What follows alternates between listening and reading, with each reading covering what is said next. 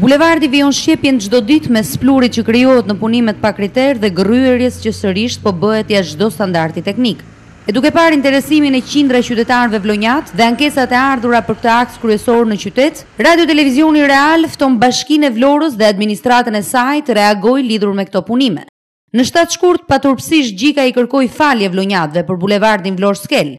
Madje deklaroi se s'ju ka vlonjatëve asnjë borxh financiar, por në fakt duhet të thoshte se firmës Benland ja ka dhënë të gjitha parat. Asnjë qindark nuk është harxuar për bulevardin Vlorë-Skel. Kujtojmë se për bulevardin ishin vënë në dispozicion 975 milion lek, të cilat u morën kredi nga bashkia. Firma Benland e fitoi tenderin me 604 milion lek, e që në këtë moment s'mund të flitet për punime me cilësi. Mëtej projekti pati një shtesë kontrate për të çuar fondin në rreth 720 milion lek në total. Gjika tha se s'ka paguar asnjë lek për bulevardin, e se s'ju ka borxh vlonjatëve.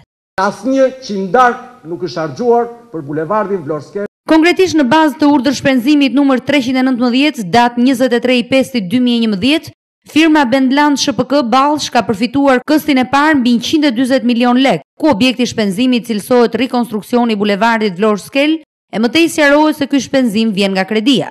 Mëtej kësti i dytë është paguar me urdhër shpenzimin numër 363, të datës 8/6/2011, kësti i cili ka qenë mbi 151 milion lek. Kësti i tretë është marrë nga firma Benland në muajin korrik të vitit 2011, e konkretisht me urdhër shpenzimi numër 480 të datës 8/7/2011. Këst ky me vlerë mbi 71 milion lek.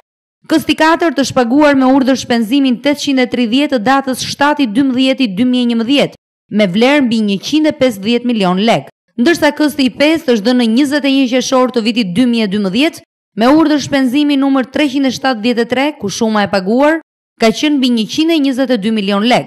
Kështu, firma Benland ka marrë nga Bashkia e Vlorës një shumë prej mbi 638 milion lek. Asnjë qindark nuk është harxuar për bulevardin Vlorë-Skel. Vëzhgimi në bulevardin Vlorë-Skel tani më s'ka shumë nevojë për koment. Në këtë rrugë në qendër të qytetit faktohet më së miri korrupsioni një institucioni i cili prej vitesh ka masakruar Vlorën në çdo anë e kënd. Prandaj Radio Televizioni Real, duke marrë shkas nga ankesat e qytetarëve, fton Bashkinë e Vlorës tani më që rinisi gërryerja e bulevardit të reagojë për atë që po ndodh.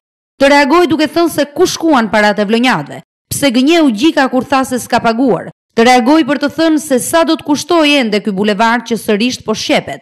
Të thonë se kur do të përfundojnë punimet. Të reagojë për t'ju dhënë llogari vlonjatëve pse shpërdorohen taksat e tyre.